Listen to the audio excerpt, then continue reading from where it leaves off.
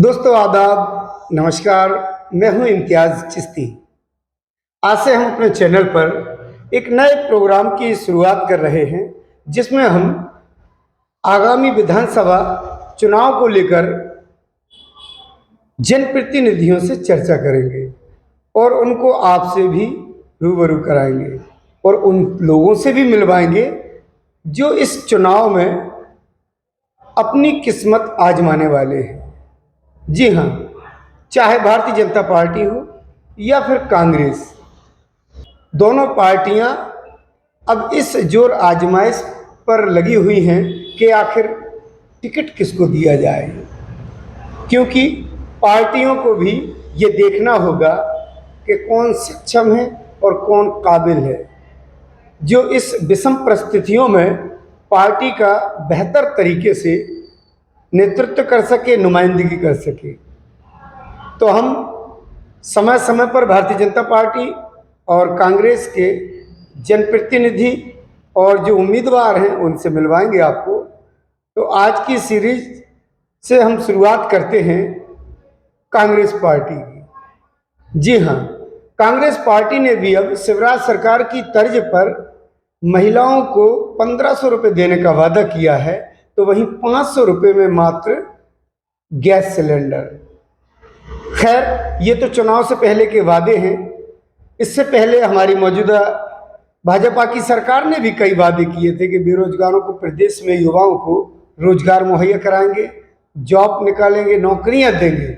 लेकिन बीते 3 सालों की अगर हम बात करें तो कितनी नौकरियां मिली हैं? ऊंट के मुंह में जीरे जैसा ऐसा काम हुआ है मौजूदा सरकार में। बेरोजगारों को कोई रोजगार बेहतर तरीके से मुहैया नहीं हो सका। ये हम इसलिए कह रहे हैं क्योंकि कांग्रेस पार्टी भी अब वादे कर रही है, लोगों को लुभाने की कोशिश कर रही है कि हम 1500 रुपये महिलाओं के खाते में डालेंगे, 500 रुपये में गैस। खैर, ये तो अब समय की गर्त में है कि किस पार्टी के वादे पूरे होते हैं। अब आते हैं दमोह विधानसभा क्षेत्र में कांग्रेस के कुशल नेतृत्व पर।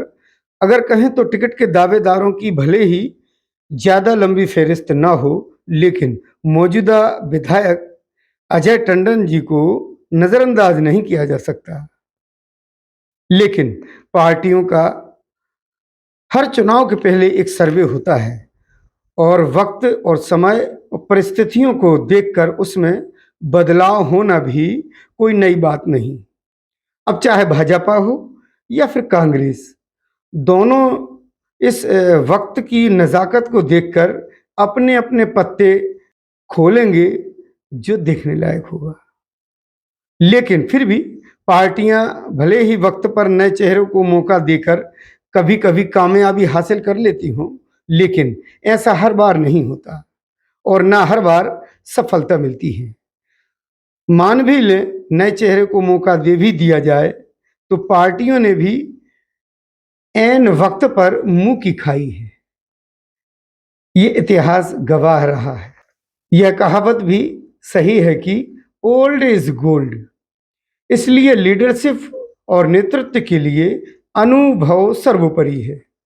आगामी विधानसभा चुनाव को कुछ ही महीने शेष रह गए हैं।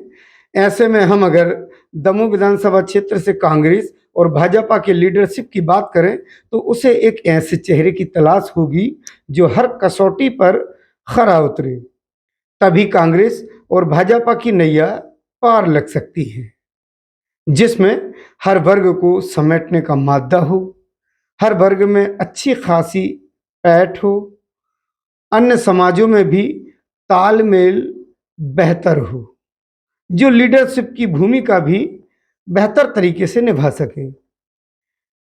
इसके लिए कांग्रेस और भाजपा अपने अपने तरीके से जिला स्तर पर सर्वे कराकर ये महत्वपूर्ण जिम्मेदारी सौंपेंगी। तो आज से हम अपने चैनल के जरिए चुनावी नब्ज टटोलने निकले हैं। आखिर भाजपा और कांग्रेस में वे कौन कौन से दावेदार हैं जिन पर पार्टी अपना दांव लगा सकती है और कौन सा कैंडिडेट टिकट की दावेदारी में किस पर भारी पड़ सकता है। सबसे पहले आज हम एक वरिष्ठ कांग्रेसी नेता जो पार्टी में सीनियर होने के बाद भी अपने आप को मामूली सा कार्यकर्ता ही समझता रहा, लेकिन अगर हम उनके कद की बात करें तो पार्टी में एक खास मुकाम रखता है।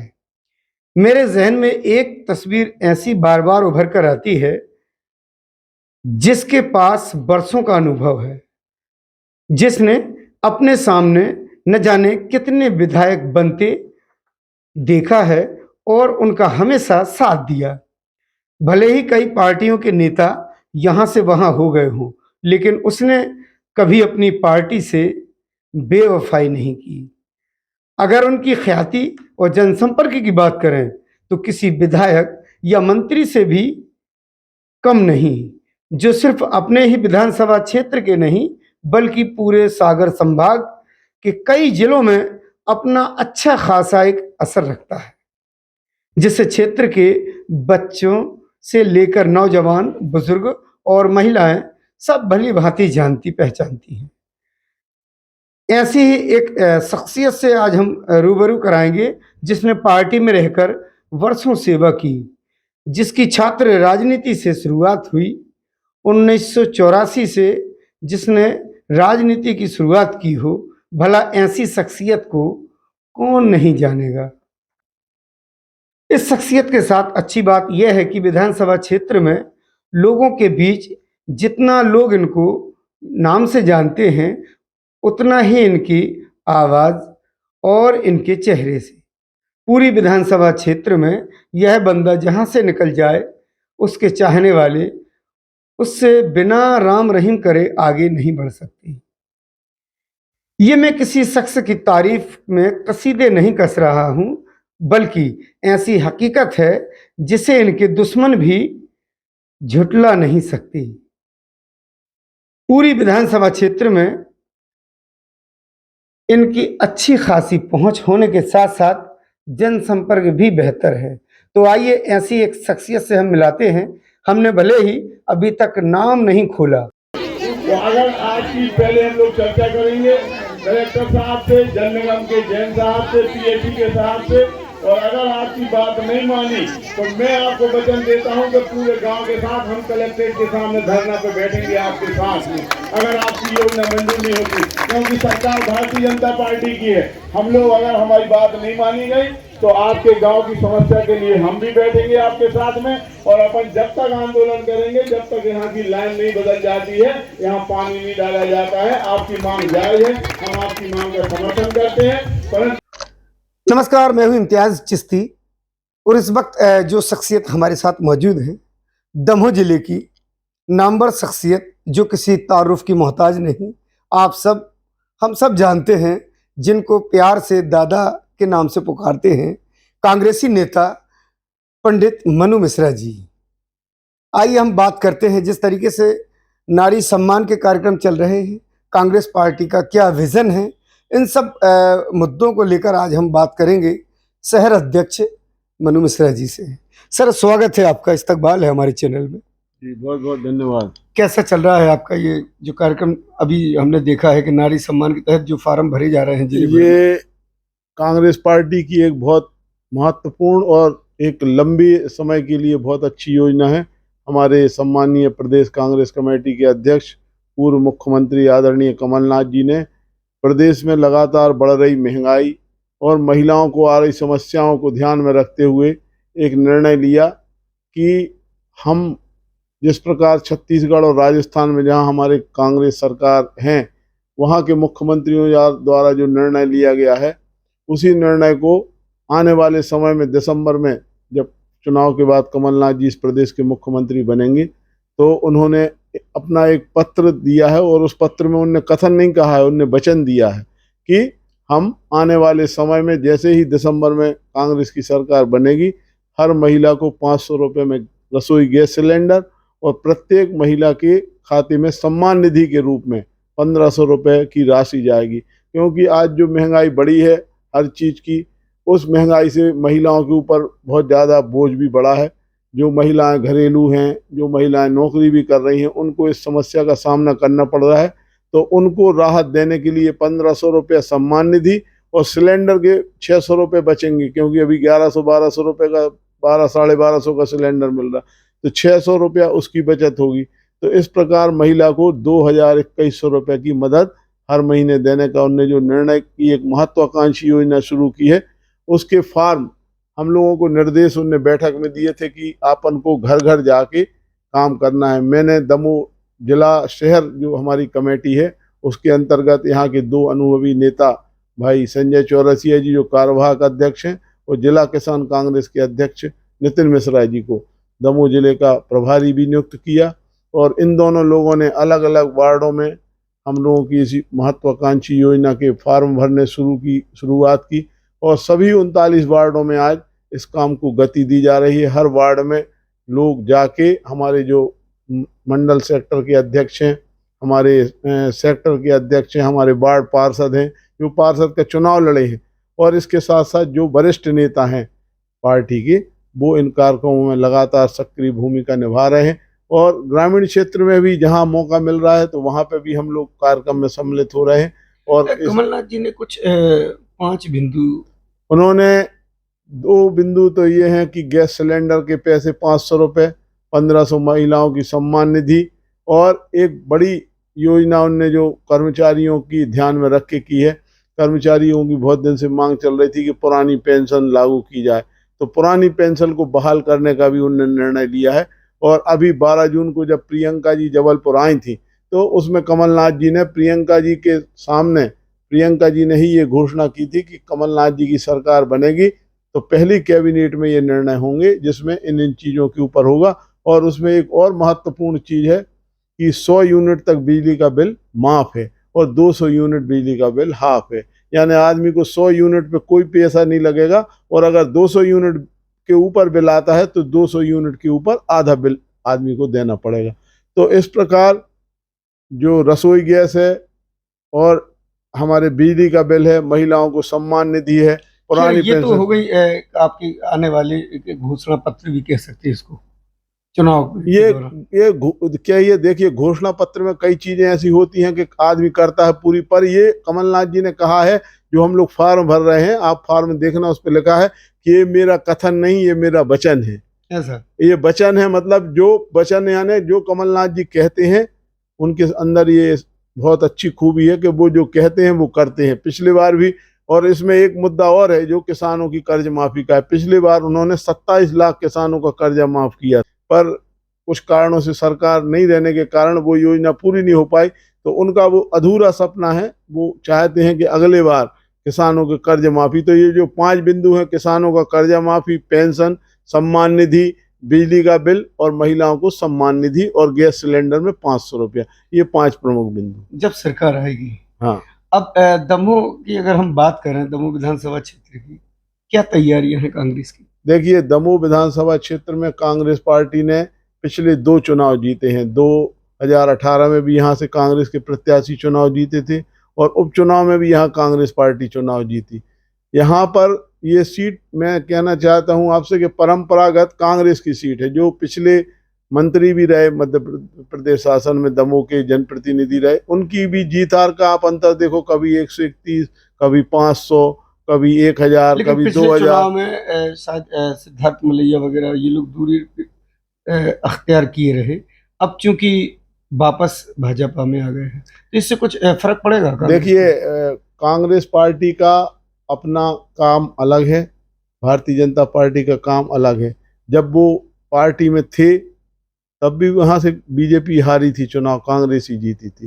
जब मलैया जी मंत्री थे यहाँ तब भी हारी थी पार्टी, और उसके बाद उनके जाने के बाद वो तो भारतीय जनता पार्टी से थोड़ी गए थे, उनके पुत्र ने जरूर उनको निकाला गया था पार्टी से, मैंने पार्टी ने निष्कासित किया था उनके साथ उनके 5 मंडल अध्यक्षों को।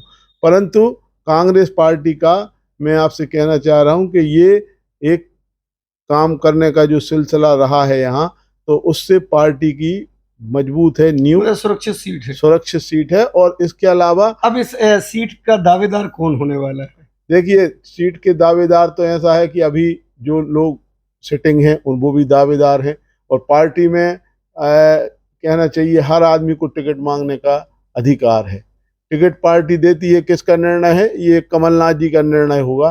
परंतु कमलनाथ जी ने ये भी कहा है कि वो अपनी तरफ से सर्वे करा रहे हैं, क्योंकि ये बहुत महत्वपूर्ण चुनाव है। कर्नाटक के चुनाव के बाद कांग्रेस पार्टी ने बहुत सख्ती और जो जनप्रतिनिधियों को चुनने के लिए जो मापदंड तय किए हैं, तो उसमें समय समय पर कमलनाथ जी एक सर्वे कराते हैं, जिसमें वो ये तय करते हैं कि कौन आदमी क्षेत्र में सक्रिय है, जनता किसको पसंद कर रही है, किसका लोगों के बीच में जुड़ाव है, ग्रामीण क्षेत्रों में, शहरी उन क्षेत्र में। मापदंडों में मरु मिश्रा कहाँ पाए जाते हैं? देखिए, मैं तो जब से पार्टी में आया हूँ, मैंने किसी भी क्षण में पार्टी की कैसी भी स्थिति रही हो, 1984 में मैं छात्र राजनीति में आया था और उस समय मुझे एनएसयूआई का वार्ड अध्यक्ष बनाया था। उस दिन से लेके आज तक कभी भी कांग्रेस पार्टी का ना साथ छोड़ा है और ना कांग्रेस पार्टी के प्रत्याशियों की मदद करने में कोई कमी कसर रखी। हम लोगों का काम तो रोज सुबह से शाम तक, जैसे हम लोगों का काम पार्टी के लिए और अच्छा, लोगों एक के लिए अहम समर्पित है। सवाल, कितने वर्ष हो गए आपको कांग्रेस में सक्रिय रहते? लगभग लगभग मेरे अंदाज से 37 वर्ष हो गए। 1984 में हम लोग छात्र राजनीति में यहाँ पर आए थे और छात्र संगठन के एनएसयूआई का जो हमारा विंग था, उसमें मुझे सबसे पहले यहाँ वार्ड अध्यक्ष बनाया था। फिर 1985-86 में यहाँ जिला एनएसयूआई का अध्यक्ष बना। उसके बाद यहाँ जो जिला थोक उपभोक्ता सहकारी भंडार का चुनाव हुआ, उसमें बने। उसके बाद 95-96 में माननीय दिग्विजय सिंह जी जब मुख्यमंत्री बने, तो जब कमलनाथ जी यहाँ केंद्रीय मंत्री थे, तो उनने मुझे केंद्रीय वन पर्यावरण वाहिनी का यहाँ केंद्रीय का सदस्य भी बनाया। दिग्विजय सिंह जी के समय राजीव गांधी जल ग्रहण मिशन का मैं सदस्य रहा, राजीव गांधी शिक्षा मिशन का सदस्य रहा, जिला जेल समिति का सदस्य रहा और उसके बाद 2003-04 में जिला कांग्रेस कमेटी का, 1996 में उसके पहले जिला युवक कांग्रेस का अध्यक्ष बना।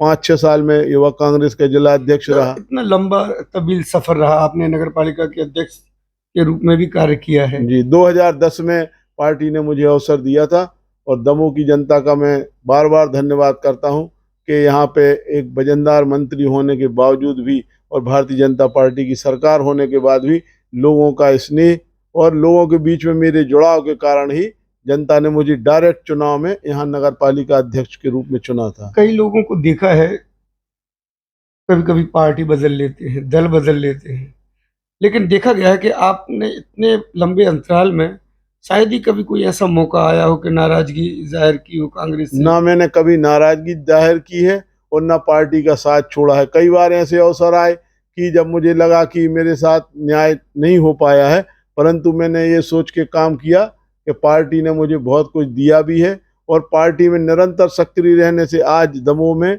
मुझे जब उपचुनाव हुआ तो माननीय कमलनाथ जी ने यहाँ जिला कांग्रेस कमेटी का अध्यक्ष बनाया 2020 में। तो उनको ये ही लगा था कि पार्टी के संगठन के लिए मैं काम करूंगा और अभी भी पार्टी के लिए हम लोग 24 घंटे समर्पित रहते हैं। जब जहाँ जैसा पार्टी का आदेश होता है उसका हम लोग पालन करते हैं और छात्र राजनीति से युवक कांग्रेस के बाद, नगर पालिका अध्यक्ष के बाद आज जिला कांग्रेस कमेटी का दायित्व संभालने के साथ आज भी पार्टी के लिए समर्पित हूँ। और इतनी ही उम्र हो गई है तो अब पार्टी के साथ ही रहने का मन भी है कि जो पार्टी निर्णय करेगी उस पार्टी के निर्णय को हम लोग सिरोधार्य करेंगे और कांग्रेस पार्टी में रह के ही हमारी पार्टी के जो वरिष्ठ नेता हैं, हमारी नेता प्रियंका जी, राहुल गांधी जी, कमलनाथ जी, दिग्विजय सिंह जी, इन सब के साथ।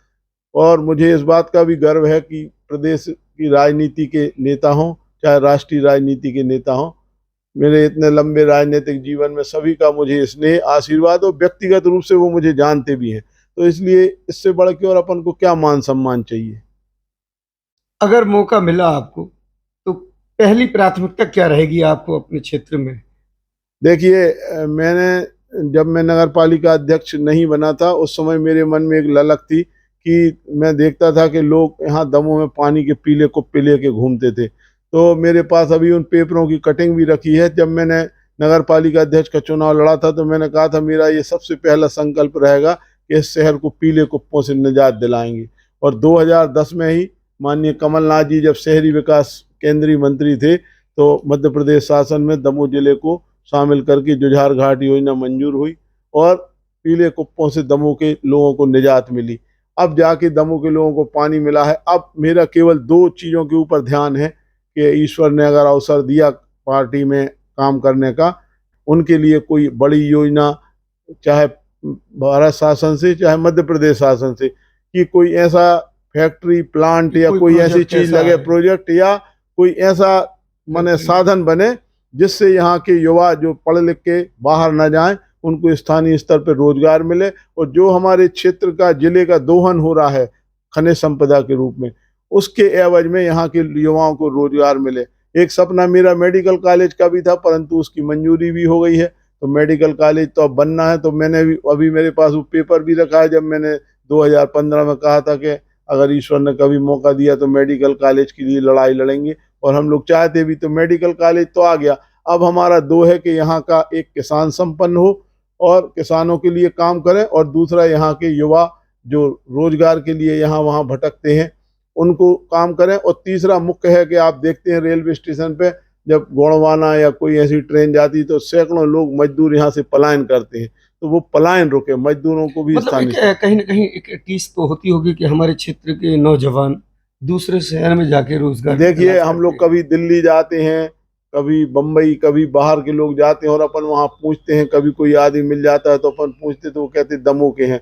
तो अपन को बड़ा दुख होता है कि आदमी अपना परिवार लेके हमारा जिला छोड़ के वहाँ जा रहा है। तो जो भी अवसर मिलेगा उस अवसर पे मैं ये कोशिश करूँगा कि लोगों को स्थानीय स्तर पे रोजगार, बेरोजगारों के लिए और हमारे युवाओं के लिए यहाँ पे शिक्षा का एक अच्छा प्लेटफॉर्म भी बने, ताकि बच्चे जो आज इंदौर में, बाहर बड़े बड़े शहरों में कोचिंग के लिए जाते हैं, वैसे कोचिंग सेंटर यहाँ पे भी शुरू हों। यहाँ प्रतिभाओं की कमी नहीं है, बहुत सारे बच्चे ऐसे हैं कि जो यहाँ पे रह के काम करना चाहते हैं, बस उनको प्लेटफॉर्म की जरूरत है। कांग्रेस ने अगर आपको प्लेटफॉर्म दिया तो उम्मीद है कितने मतलब परसेंट कह सकते हैं कि जो सर्वे चल रहा है कांग्रेस का, आप किस मापदंड के अंतर्गत आ सकते हैं, हमारे दर्शकों को अगर आप बता सकें। देखिए, कांग्रेस पार्टी का सर्वे जो होता है वो अंदरूनी होता है, उसमें किसी को पता भी नहीं चलता कि कौन कहाँ पूछ रहा है। पर मुझे इस बात का भी गर्व है कि पिछली बार जो सर्वे हुआ था उसमें भी मुझे यहाँ के लोगों ने काफ़ी स्नेह दिया था, और उसमें भी मेरा नाम ऊपर आया था। और पार्टी का सर्वे कभी भी होगा तो लोग तो उस नेता के बारे में बोलते हैं जो उनके बीच में सक्रिय है, और मुझे इस बात का पूरा भरोसा है कि लोगों के बीच में जब भी बात होगी, चाहे ग्रामीण क्षेत्र में हो चाहे शहरी क्षेत्र में हो, तो लोग ये बात जरूर बोलेंगे कि हमारे बीच में वो सक्रिय रहते हैं, आते हैं, जाते हैं, मिलते हैं, समस्याओं के लिए लड़ते हैं, और विशेषकर उनके सुख दुख में सहभागी होते हैं। चाहे आदमी के यहाँ कोई भी कार्यक्रम अभी भी मैंने देखा है, जब मैं आपसे साक्षात्कार करने पहुंचा हूं तो लगभग 10:30 बज रहे हैं, वो अभी अभी आप लौटे हैं एक समारोह से। जी जी। तो ये दिनचर्या निरंतर, ये दिनचर्या तो हमारी 12 महीने और 24 घंटे चलती है। अभी हम आपके साथ बैठे हैं, पता चला अभी ग्रामीण क्षेत्र का कोई व्यक्ति अगर अस्पताल में भर्ती होगा और उसका फोन आएगा तो मुझे वहां पे भी जाना पड़ेगा, क्योंकि अगर आपको कोई आदमी बड़ी उम्मीद के साथ फोन करता है, भले ही वो रात में, तो वो 12 बजे किसको याद करेगा? उसी को याद करेगा जिससे उसको ये भरोसा रहता है कि ये आदमी हमारा फोन उठाएगा, हमारे लिए काम करने आएगा। मिलती होगी जब मुझे तसल्ली भी मिलती है और दिन में सुकून भी मिलता है कि लोग हमको याद करते हैं। और अगर हम उनको, लोग तभी याद करते हैं जब अपन उनको कहते हैं, जैसे अपन देखिए कि जैसे बहुत घना अंधेरा हो और उसमें एक माचिस की तीली आप जलाओ, तो आप देखोगे उस तीली से उजेला होता है और पूरी रोशनी फैल जाती, भले ही ये। और लोग हमसे जो उम्मीद लगाते हैं, जिस उम्मीद से लोगों को लगता है कि 12 बजे रात में अगर इस नेता को फोन लगाया तो ये उठ के हमारी मदद के लिए तैयार रहेगा, तभी लोग फोन लगाते हैं। तो जब उनको ये उम्मीद रहती है तो हमें भी उस पर खरा उतरना पड़ता है, तो हम लोग उस चीज को फॉलो भी करते हैं। दादा, एक आखिरी सवाल। जी जी बिल्कुल। जनता के बीच आप रहे हैं और सब चाहते हैं आपको, जैसे कि अभी आपने बताया, और हम सब जानते हैं, ये कोई कहने वाली बात नहीं। अगर मौका देती है कांग्रेस पार्टी तो चुनौतियां कुछ ज्यादा नहीं लगती भारतीय जनता पार्टी के मुकाबले? देखिए, ये सोच के कि हमें पार्टी का टिकट मिलेगा कि नहीं मिलेगा, कई लोग ये उम्मीद लगा लगते हैं कि भैया हमें टिकट मिली तो हम सक्रिय हैं।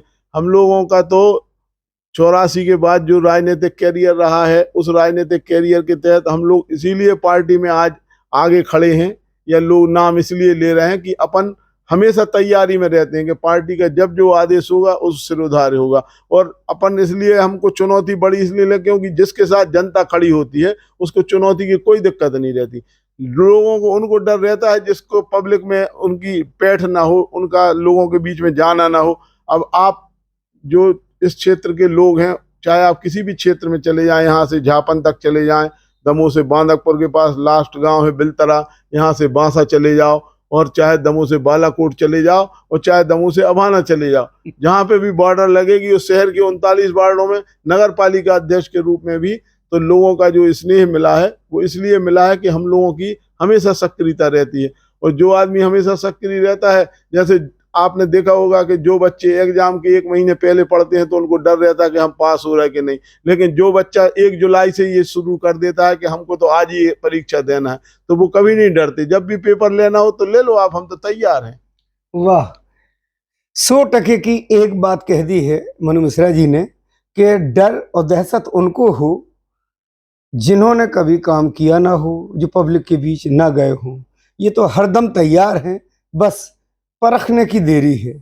और आवाम के बीच में रहने वाले हैं पंडित मनु मिश्रा जी। अगर पार्टी ने मौका दिया तो इनको ज़्यादा फाइट करने की ज़रूरत नहीं पड़ेगी, ये आपको खुद मनु मिश्रा जी ने बताया। तो ये थे मनु मिश्रा जी। अगली शख्सियत से हम फिर मुलाकात कराते हैं किसी और से। तब तक के लिए दीजिए हमको इजाज़त। नमस्कार।